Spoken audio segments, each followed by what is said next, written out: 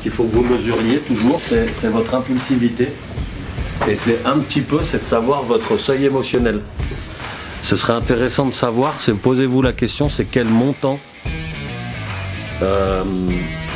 sur un trade vous pourriez perdre sans que ça vous touche.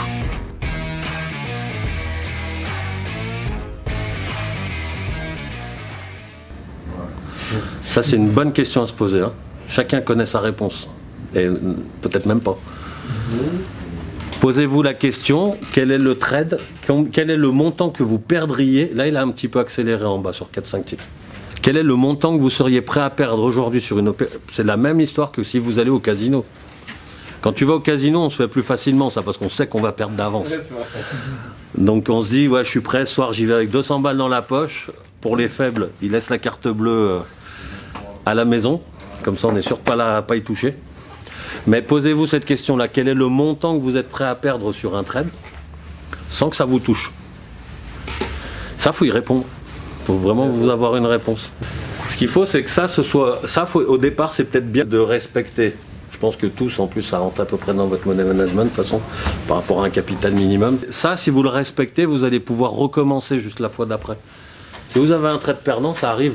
Hein, c'est pas grave, il faut se laver aussi de ces mauvaises négativités.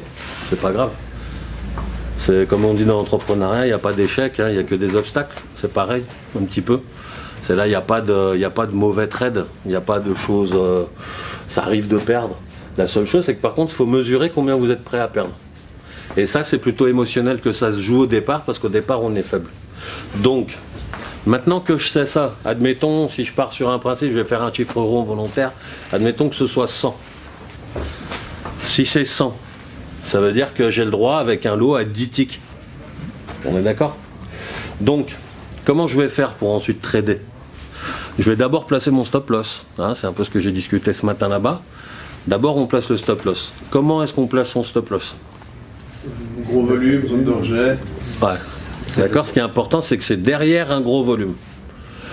Alors, derrière un gros volume, si on a cette donnée-là sur le graphique ou sur le carnet d'ordre,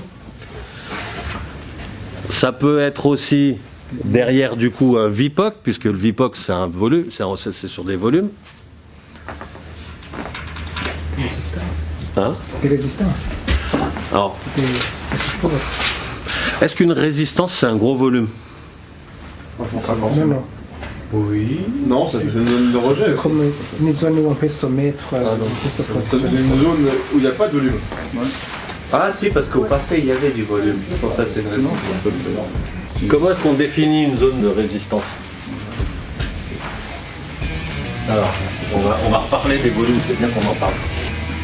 Là, il faudra regarder, des fois moi j'aime bien, c'est prendre l'extension là, si vraiment le marché est très très bien équilibré, l'extension qu'on a là, on aura à peu près la même ici. Hein.